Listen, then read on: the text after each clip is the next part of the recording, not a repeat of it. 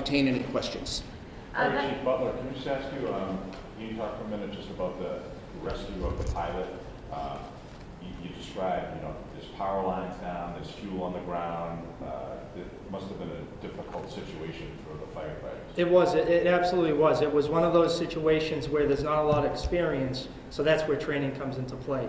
It was a challenging environment because, as you can imagine, the fuselage is very compromised and damaged, so getting access to the pilot himself through the crews and through the rescue tools was very, very difficult, but ultimately they pulled it off relatively quickly.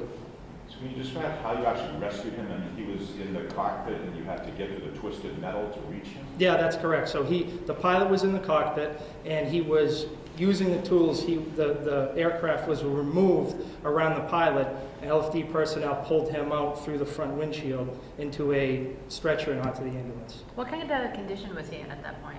I'm not willing to go into the patient's condition just for obvious reasons to protect the patient, but he was transported to a local hospital in southern New Hampshire, and I can tell you that he has since been transported to a Boston hospital at this time. Can you say if he was responsive? He was responsive. Okay.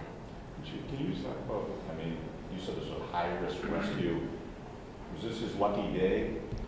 Yeah, he ought to play the lottery for sure. This was a very significant emergency response that we responded to, and a lot of things could have gone wrong further than the aircraft crashing itself.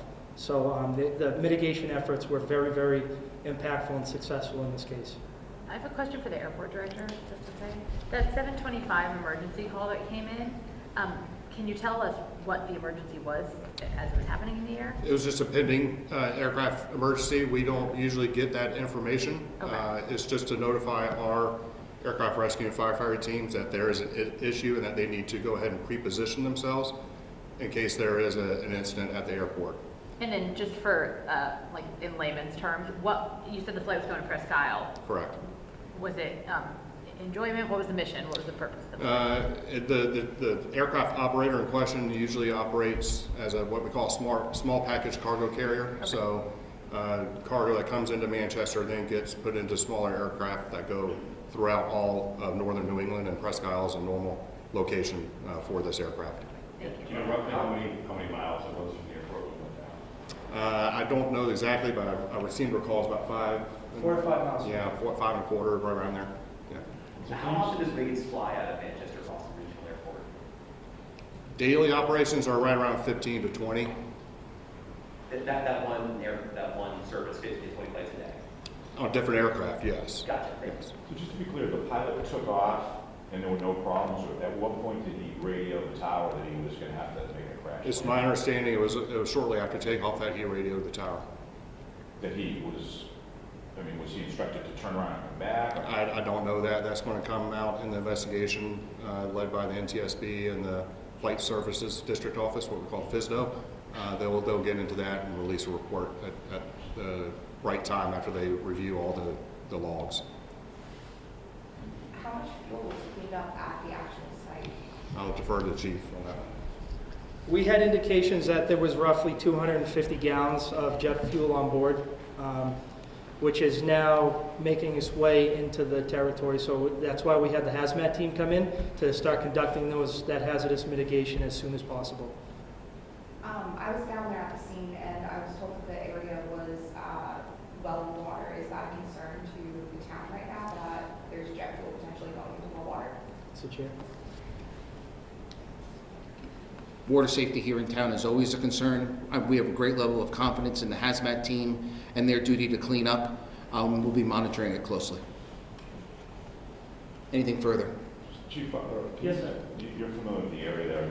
How close was he to homes in the area, and was a tragedy averted today? Absolutely. He was probably 70 feet from a residence, a single-family residence, right on where the lawn of this residence met the tree line of the woods. So it was very, very close. Is that luck, or did he target landing there? I've never flown a plane. I'm not sure. I don't know. Chief, what about the fact that there was no fire at the scene? That doesn't happen all the time. No, it doesn't, and that was one of our questions, and I'll let the airport director speak to that. He could probably give you some better answer on it. Yeah, Why there was no fire, I do not know that for a scientific fact, but I think it was, as we said several times today, the pilot's lucky day. I don't know what exactly happened again as he was coming into the ground. Maybe he was arrested by something. I don't know. I'm not going to speculate as to what the cause was or reason that there was not a fire, post-impact fire, but again, that's going to be something that the NTSB hopefully will cover in their accident report. I mean, I guess did the trees cushion? Don't know. I do not know what caused or what arrested his fall, if he was arrested at all. I don't know.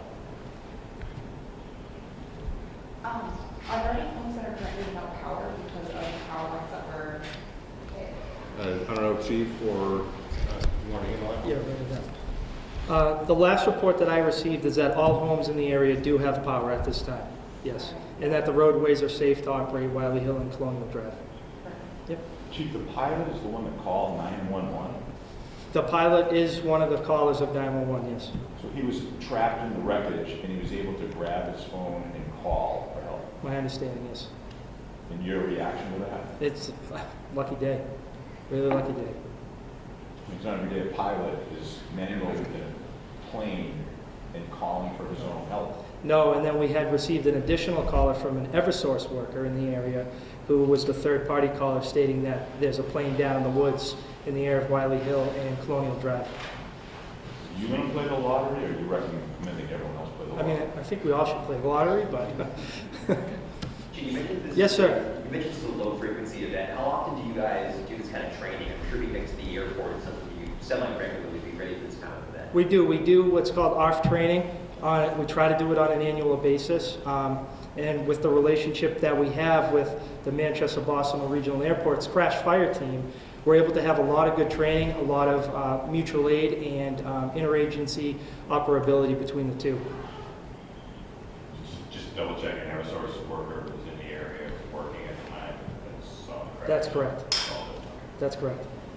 Captain, can you talk about the investigation of how that works, who handles all that? We're not going to comment on the investigation right now, but we, as Fire Chief Butler said, we notified the Department of Safety, State Police, and made additional notifications to our in-state transportation partners as well as the Federal Aviation Administration. Most of that was handled through airport leadership, and I know that those folks were all responding to the scene and conducting their investigation. But other than saying that they've all been notified and they are involved, we're not going to comment at the investigation at this time. Great. Gentlemen, unless there's anything else to say? Any further questions? We just like to close with saying we want to thank Mayor Rouet for being here. We love the support and the relationship that we have with Manchester. We work very cooperatively together and look forward to working with him and his administration. So thank you. When was your last interaction from the airport about a small thing? Well, it's been a long time. I couldn't even put a year on it, but it's been a long time. For Londonderry, Many years or something? many years ago, yeah. Thank you all. Thank you, ladies and gentlemen.